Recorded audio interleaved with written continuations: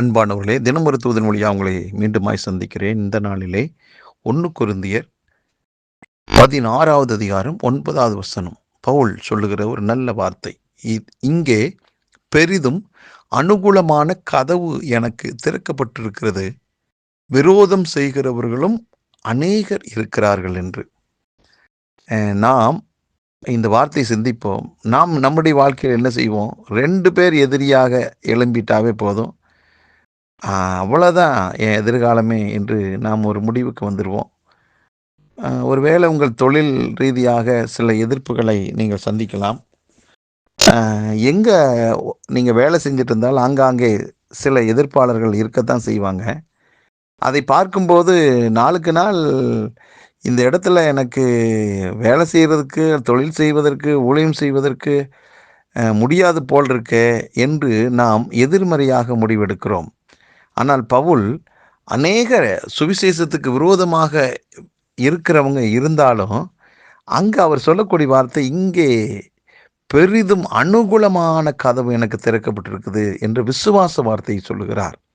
ஆம் பிரியமானவர்களே, கல்லுக்குள்ளதான் ஈரம் இருக்குமா, கடினமான இடம், கற்பாறை, அதுக்குள்ள தண்ணீர் வரும்.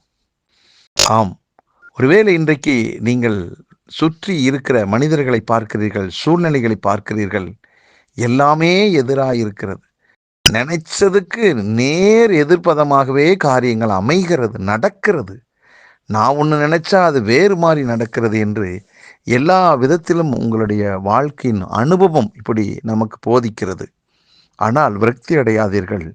பவுல் சொல்றாரு, அப்படி எதிர்ப்புகள் என்னை சுற்றி இருந்தாலும் எனக்கு தேவன் என்ன செய்கிறார்னா அனுகூலமான ஒரு வாசலை வச்சிருக்கிறார் என்று விசுவாச வார்த்தையை சொல்றார். இன்னைக்கும் உங்களுக்கும் எனக்கும் ஆண்டவர் சொல்லுகிற ஒரு திட்டமும் தெளிவுமான தீர்க்க தரிசனமான வார்த்தையை தான் நான் சொல்லுகிறேன். உங்களுக்கும் இருக்கின்ற நெருக்கடிகள் மத்தியிலே ஒரு அனுகூலமான ஒரு திறந்த வாசல் இருக்கிறது. பிரியமானவர்களே, மறந்து விடாதீர்கள். உங்களுக்கான ஒரு வாசலை கர்த்தர் உண்டு பண்ணி வச்சிருக்கிறார். சத்துரு என்ன செய்வான்னா, உங்களுக்குண்டான வாசல்களை அடைக்கணும் அவன் முயற்சி எடுக்கிறான்.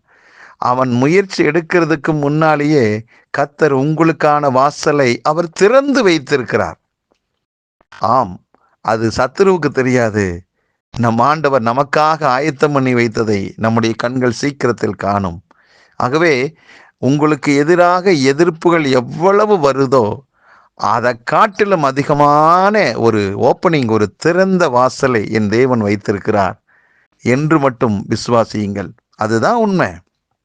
ஆகவே உங்களுடைய செயலை, உங்களுடைய எழுச்சியை, உங்களுடைய முன்னேற்றத்தை எந்த சக்தியாலும் தடுத்து நிறுத்த முடியாது என்று நான் தீர்க்கமாக சொல்கிறேன். இதை கேட்டுக்கொண்டிருக்கிற அத்தனை பேருக்கு இந்த வார்த்தை பலிக்கும்.